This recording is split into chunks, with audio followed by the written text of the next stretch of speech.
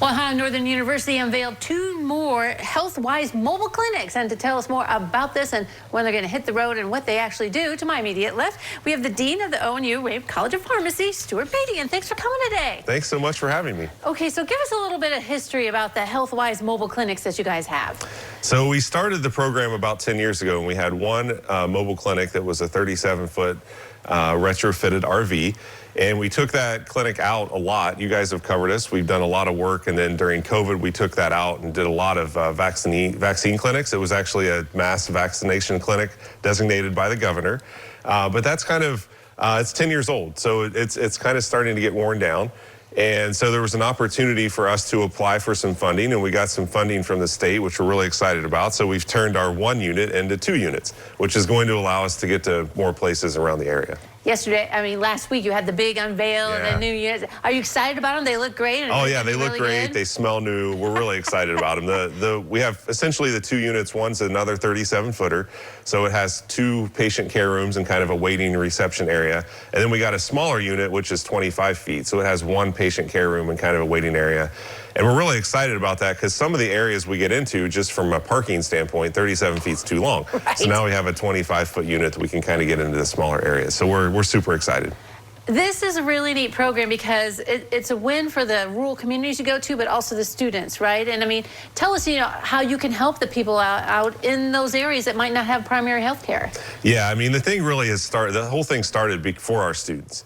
And being in Ada, our students don't have opportunities to work at a hospital and go out and get those experiences. So we started the mobile clinic program. We have a pharmacy that's in the building, which we can talk a little bit about. We have a call center that's in the building. All of those are there for our students to get experiences. And the really neat thing about the mobile clinic program is it's to get our students experiences, but then it's turned into this thing where there's this medically underserved area and the community really needs it. So now we're kind of killing 2 birds with 1 stone. Right, yeah. So what are the plans for the clinics to hit the roads in certain areas? Yeah, the clinics are already out. We go out, we historically have gone out about 13 times a month, and we go to the same place on a monthly basis. With 2, we're going to be able to get to more than 20 places a month. And then we still go to a lot of like county fairs or festivals and offer screening services and flu clinics in the fall. We'll continue to do all of that as well. Right, yeah. So really out there helping people where they Absolutely. need it. And you mentioned, it's just not the mobile stuff. I mean, you guys are helping people too on campus with your stuff. That's right. So, and really, we have a pharmacy. We're the only pharmacy in Ada now after a lot of the closures that have been going on.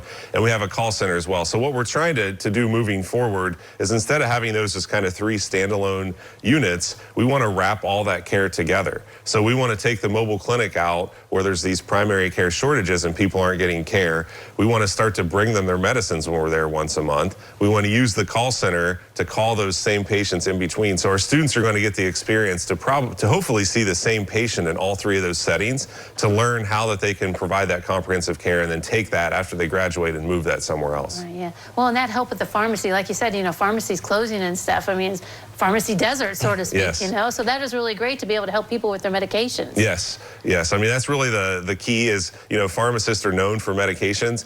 A lot of pharmacy has historically been known for just dispensing. What we're trying to do with our mobile clinic program, the call center and the pharmacy, all that is so pharmacists have the training to actually fill a lot of the primary care needs and to manage diseases in a different way with the medication. So right, yeah. And I know like lots of times people have questions, they're like, do you have any questions? And they're right there and you guys can help out, right? So it's really neat. Yeah, yeah. I mean, the pharmacist has more training on medications than any other healthcare provider.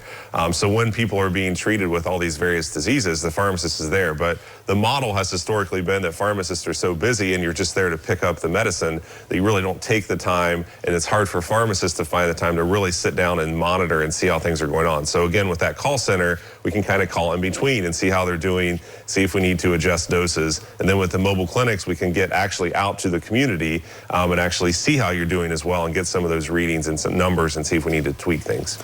Well, congratulations on those 2 new mobile clinics. Fun stuff happening and wonderful stuff happening in the area. Thanks for coming. Thanks so much for having me. All right, don't go away. Noon Edition continues in a moment.